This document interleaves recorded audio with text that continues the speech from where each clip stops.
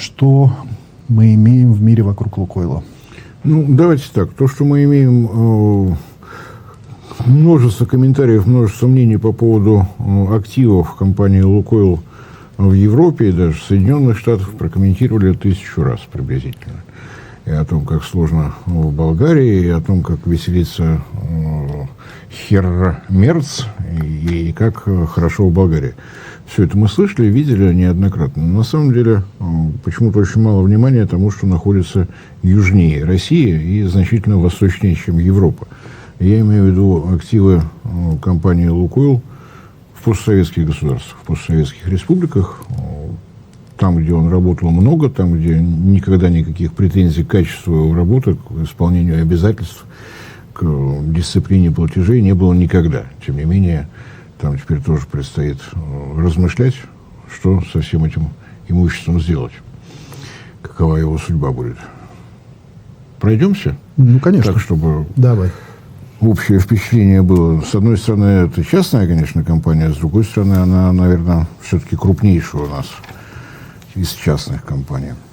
Ну, начнем с Кавказа. Первое совместное предприятие или дочерняя компания «Лукойла» за рубежом – это Баку, это Азербайджан. И это, ну, собственно говоря, не незатейливое название. В 1993 году компания появилась, «Лукойл Азербайджан». На день сегодняшний это 87 автозаправок и 1 нефтебаза. Ну, так вот, простенько. То есть у меня нет, конечно, точной статистики по Азербайджану. Крупнейшая это розничная компания или менее крупная, но тем не менее. И общее вложение «Лукойла» в развитие всей этой сети более 115 миллионов долларов. На мой взгляд, достаточно значимо. Но это что касается розничной торговли, того, что все видят, всем понятно. Вот вывеска «Лукойл», вот заправка. Ну, я тебе скажу, что по моему собственному опыту практики работы больше года в Азербайджане, практически на каждом, ну, в каждом районе и на всех больших трассах, и на малых трассах всегда так сказать, друг за другом шли заправка «Сакара», заправка «Лукойла». Ну, то есть «Сакара» — это государственная азербайджанская компания. Ну, вот и... Для зрителей мы с Павлом не издеваемся, потому что State Oil Company of Azerbaijan Republic – это «Сакар». Если перевести на русский, ну, пожалуйста, эту аббревиатуру потренируйтесь выговаривать. Государственная нефтегазовая компания Азербайджанской Республики. Ну-ка, попробуйте. Поэтому «Сакар» оно как-то проще. Ну, во всяком случае, те, кто был в Азербайджане, да и на самом деле и в Европе достаточно сакаровских заправок, так что... Ну, мы сейчас про «Лукойл». Ну, мы про «Лукойл». Ну, так, более стратегические активы, менее заметные невооруженным глазом, это, конечно, то, что связано с Шах-Денизом. Там более крупная доля акций только у BP, у «Лукойла» 19,99%. Шах-Дениз – это источник для системы газопроводов ТАНАП-ТАП, это поставки газа в Европу, и это, разумеется, повод многим задуматься, а что теперь делать. Если санкции сработают безотказно, то из Азербайджана, ну, по идее, газ должен перестать идти в Европу, потому что непонятно, как рассчитываться. Неплохо так. Вот то, что мы называем ТАНАП-ТАП, газопровод от Шах-Дениза до, собственно говоря, Европы, это на самом деле система магистральных газопроводов до 2007 года. Южно-Кавказский магистральный газопровод от Шах-Дениза до Тбилиси. Вот он был, и, собственно говоря, его дальше стали продлевать через границу Грузии в Турцию, через всю Турцию. Вот этот отрезок называется ТАНАП, трансанатолийский. Дальше переход на территорию Греции, из Греции в Албанию и Адриатическое море, вот этот кусочек называется ТАП, вот это все вместе. Так вот, в этом южно-кавказском магистральном газопроводе доля «Лукойла» тоже есть, те же 19,99%. так что тоже возникает вопрос, как он работает. И на всякий случай, когда мы вспоминаем вот про эту систему магистральных газопроводов, но я более масштабную, собственно говоря, припомнить-то тяжело. Вот этот участок Южно-Кавказского магистрального газопровода, это 622 километра, и мы пришли в Тбилиси. Дальше пошел Танап, от границы Грузии по территории Турции 1850 километров. И вот этот морской участочек 105 километров, а путешествие по Греции, Албании и Италии это еще 878 километров, итого 3350 километров. На самом деле такое невероятное. Напомню, что мощность Южно-Кавказского магистрального газопровода 24 миллиарда кубометров в год, а вот Танап-Тап 22. Потому что от 1 до 2 миллиардов кубометров это то, что необходимо самому Азербайджану и Грузии. Все остальное уходит в направление Европы, но там уже отдельная тема. Просто вот теперь что делать с этими акциями, что теперь делать с работой магистрали Танап-Тап, пусть думают господа европейцы. Заявление Лукойла слышали, он выставил все на продажу. Ну, сделка сейчас не состоялась, как все это будет выглядеть. Вроде появилась информация о том, что исключение из этого свежего правила до конца 2027 года как раз для кавказских проектов, для того, чтобы здесь можно было каким-то образом выйти из ситуации. Так, двигаемся дальше. Грузия. Нет, не Грузия. Что тебе больше нравится? Так, давай, наверное, пройдем в Казахстан. Ну, давайте прогуляемся по Казахстану. Здесь ситуация еще более стратегическая, так скажем. 5% акций в компании-операторе крупнейшего на территории Казахстана месторождения Тенгиз. Раз. Понятно, что через дочернюю компанию. Понятно, что все остальные это не Лукойл, так скажем. Есть даже доля Казмунайгаза. Работа идет через соглашение о разделе продукции, и там доля государства Казахстан, по-моему, около 10%, если мне память не изменяет. Карачаганак, второй по размерам источник нефти, а здесь уже у Лукойла 13,5%. Ну и, собственно говоря, система, по которой основной объем добываемой нефти на территории Казахстана уходит на мировой рынок, Каспийская трубопроводная компания, здесь тоже есть доля у Лукойла, 12,5%. Ну, вот как-то так.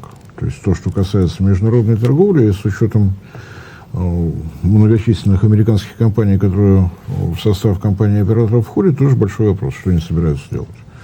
С одной стороны, наверное, как в любом совместном предприятии, не читал, в публичном доступе нет, устав должен быть, и наверняка есть прерогатива у остальных акционеров приобретать акции, если кто-то из акционеров выходит из состава.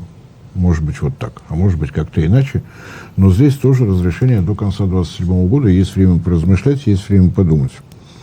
Ну и начатые проекты, они геологоразведочные и добычные, оба на шельфе Каспийского моря, на казахстанском шельфе.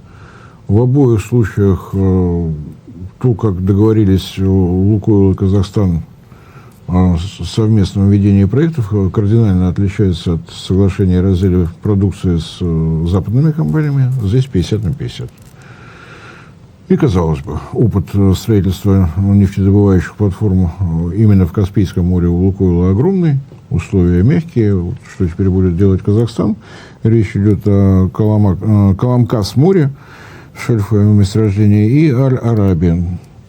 Тоже на шельфе, там и там вот договорились работать 50 на 50. Что теперь будет, мне сказать сложно. Будем наблюдать. Кого мы еще не коснулись? Узбекистан. Узбекистан. Здесь тоже весьма и весьма серьезное и вложения, и активы достаточно интересные, прямо скажем. Добычные проекты. В юго-западном Гиссаре там 7 месторождений.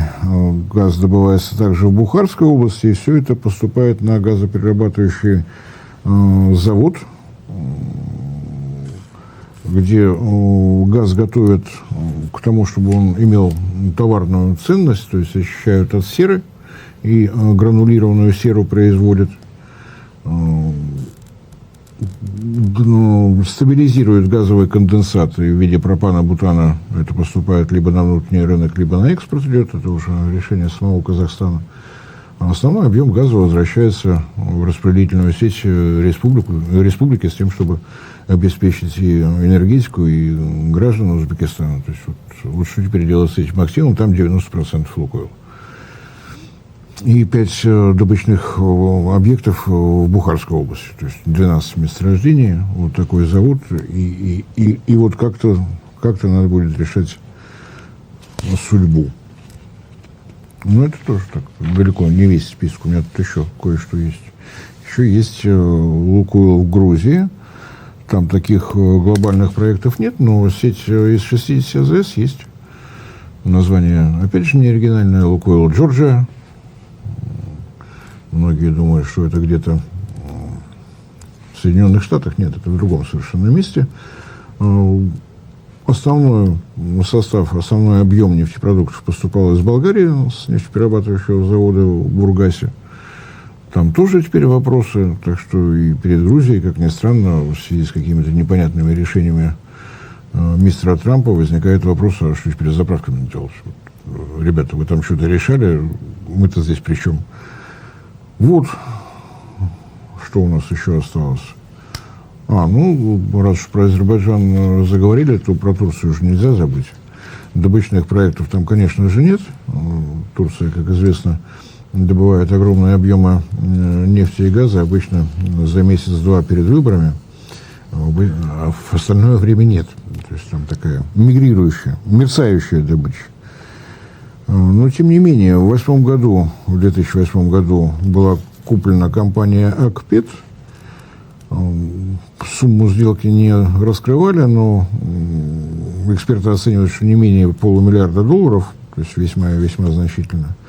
Вот на момент покупки было более 600 заправок, вот вы видите, а если на день сегодняшний, то 693 заправки, 8 нефтетерминалов, 5 хранилищ сжиженного углеродного газа, 3 склада авиакеросина и небольшой завод в Измире, который выпускает 12 тысяч тонн различных видов смазки в год. Но основной актив нематериален, прямо скажем. Где-то на рубеже 23-25 годов, точной даты не смог найти.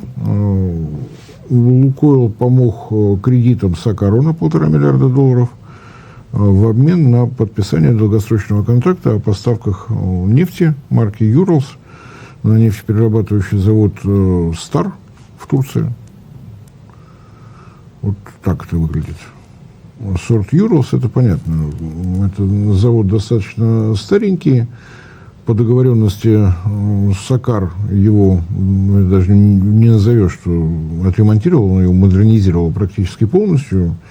Там было плохо и с качеством, и с экологическими классами. Вот все это Сакар подтянул, видимо, на это кредиты пошел. И идея там была, до предела простая. Азерилайт, сверхлегкая малосернистая нефть самого Азербайджана, минимальное транспортное плечо и средней плотности сернистая нефть марки «Юралс». Вот тот микс, который нужен заводу, чтобы выпускать полный ассортимент нефтепродуктов.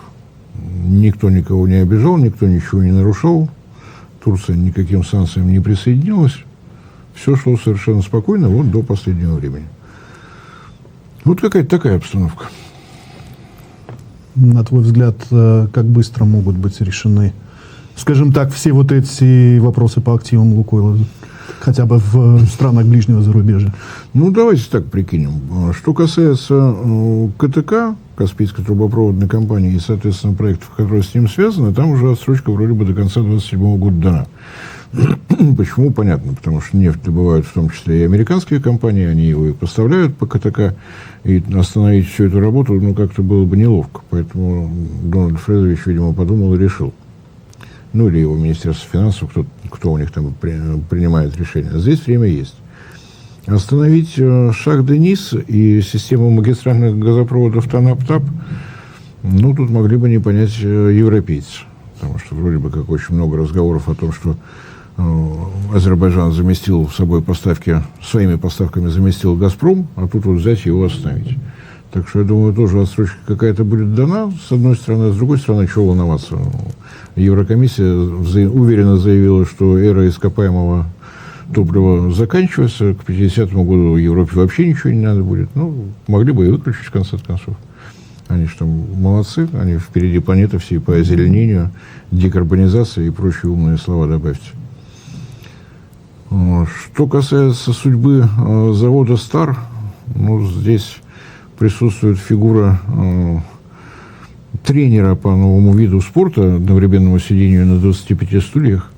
Так что не исключено, что он что-нибудь придумает. Мы его давно не слышали, но я думаю, что этот небезызвестный господин Эрдоган что-нибудь допридумает. Лукойл, кажется, не Лукойлом, нефть марки Юрос, не нефтью марки Юрос, что-нибудь еще. Пока никакой информации, никаких комментариев по этому поводу, кроме несостоявшейся сделки с Гунвор,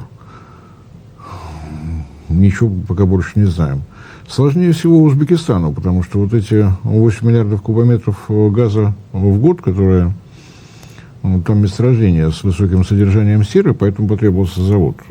Там месторождение, где есть конденсат, его надо стабилизировать, выделить отдельно пропан-бутан. И вот это все, основной объем поставок шел на внутренний рынок. Никаких замечаний, инвестиций вовремя, сроки ввода в эксплуатацию и месторождения, и самого завода вовремя. И вот что сейчас делать. Но, с одной стороны, я не думаю, что между Лукойлом и Узбекистаном расчеты проходят в долларах. Есть надежда, что там другие валюты имеются, более надежные, чем вот это вечно зеленое изделие. Но, тем не менее, Узбекистану тоже предстоит какие-то решения принимать, потому что, очень неудобно. Мягче всего обстановка, просто именно потому, что вложения не самые большие и не в какие-то тяжелые, а в бытовые вещи. Это Лукойл Грузия. Это все-таки заправки. Тут обычно вопросы решить можно. Вопрос только, где теперь брать нефтепродукты. Тоже такой не очень простой. Так, из ближайшего, я так понимаю, с завода имени Гейдара Алиева из Баку, но там тоже надо его чем-то заполнить. Там, судя по той информации, у нас сейчас информация практически прикрыта со всех сторон, поставки нефти шли действительно именно лукойловские. У Лукойла есть добывающие платформы в Каспийском море, но вроде бы есть информация, что как раз нефть Каспия пошла в Каспийский трубопроводный вот этот консорциум с тем, чтобы через Новороссийск нефть вывозилась. А поставки на нефтеперерабатывающий завод по нефтепроводу из Грозного осуществляет кто-то другой. Поскольку у нас Министерство энергетики озаботилось тем, чтобы всю информацию скрыть, надо листать Reuters, надо листать Bloomberg, теперь вся информация там. Так сложилось.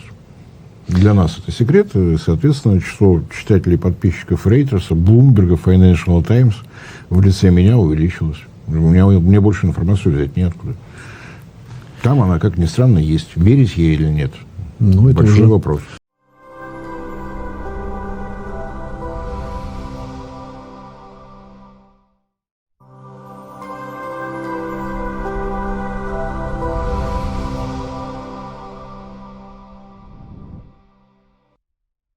Друзья, в очередной раз напоминаю о том, что полное название нашего канала – независимый аналитический онлайн-журнал «Геоэнергетика Инфо». И слово «независимость» после того, как была отключена монетизация со стороны Ютуба, для нас стало дорогим, ценным, близким.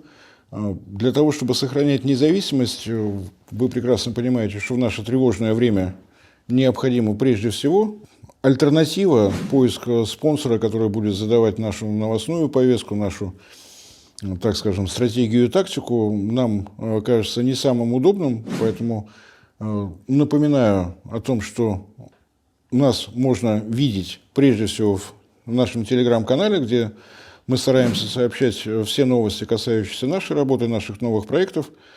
Вы нас можете видеть на портале ВКонтакте, вы нас можете видеть в Дзене, вы нас можете поддерживать за счет того, что у нас имеется страница на Sponsor.ru.